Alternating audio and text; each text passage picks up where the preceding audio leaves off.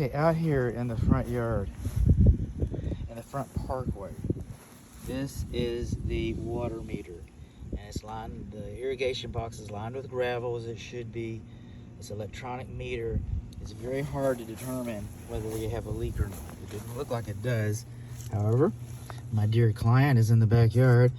He dug a hole for a tree and it keeps filling up with water, so we're kind of suspicious there. So we just kind of close this up right here.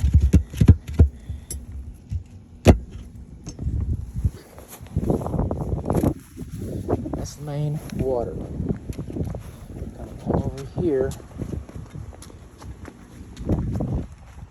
inside the garage. This is the south wall. The home faces north. The main water shutoff valve is behind that chest. Behind that chest right there. So good luck on that. All right, you're not going to be able to get to it in the case of an emergency. So maybe some better planning is in order here. I don't know. Moving on along across the front, which is the north side of the house. Come over here. This is the closest bib faucet to the meter. All right. So we're looking for between 40 and 80 psi. All right. So we've got about 65, 70 psi, which I feel like is about ideal. You could have 65. You could have 90. Too much. You could have 75. You could have 42. But 70 is a good pressure for that. Okay, so that's the water. That's the water meter. That's the pressure. And this is the main water shutoff valve is in there. So that leaves us with the sewer. Home faces north. This is the front door, front porch. So on the east side of the front porch, these are the main sewer cleanouts. You have a double cleanout system. A double cleanout system. The one without the knob on it goes towards the street. The one with the little knob on the cap, it goes in towards the house. So if the Roto-Rooter guy comes with an auger or a snake, call it what you will, it slides right up in there and takes care of that. So that's our sewage system. Okay, I'm supposed to identify that.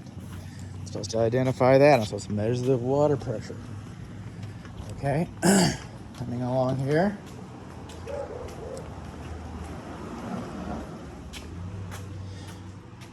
This is the water heater.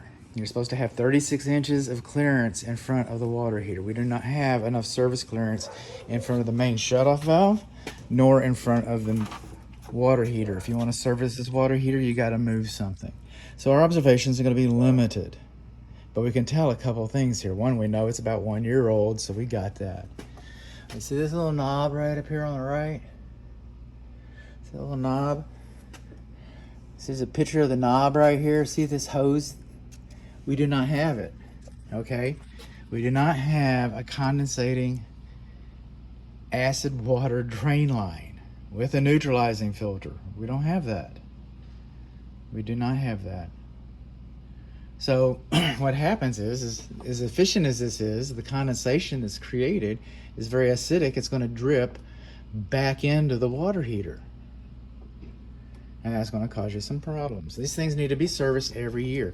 Every water heater should be serviced every year. I get that. And we never do it on a conventional tank. After about 10 years, we just, throw down $1,000 to get a new tank. But this thing, is like a $1,500 water heater, for example. And it's like a sports car. This thing might last 15 years if you service it. There's your screen right there. It's supposed to be serviced once a year. If it's not serviced, then it's only going to last 8 years, 7 years. That's all you're going to get out of it. It's an expensive water heater. It's supposed to save you money. And over here on the gas valve right here with the red tape, okay, that tells me that the plumber did not take that tape off and put a manometer on there. Is it going to run? Yes, he bolted it up and run. Is it going to give you hot water? You'll never run out of hot water. I get that. You have no indication that it's not operating properly, but you're not going to get the gas mileage. You're not going to get the performance that this water heater is capable of delivering if it's not, scoped in with a manometer. So that never happened. That never happened. And then over here, we have a pressure relief valve. I don't know if you can see that way back up in there. We don't have enough service clearance. We're supposed to have, okay, a vacuum breaker in the same room as the pressure relief valve. It's kind of like this. This is a vacuum breaker right there. You see that little gap? You're supposed to have one of those. Do we have one? No, we don't have one of those. So, what on our water heater? We do not have a condensate drain line. The gas doesn't have a nanometer in there. And we do not have a vacuum breaker on the pressure relief valve, which we do have. We don't have that. Let's come on outside a little more with the water heater.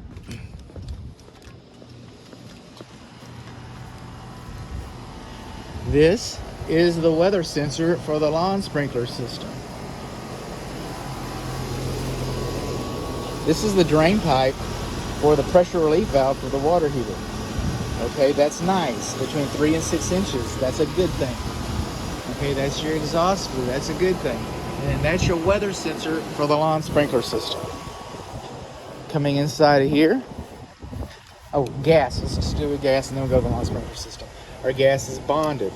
It's on the west side of the garage exterior. All right. So if we come in here with our lawn sprinkler system, we see that we have plans. That's a good thing. Coming over here, zones are labeled. That's a good thing. So we got labeled zones. That's a good thing.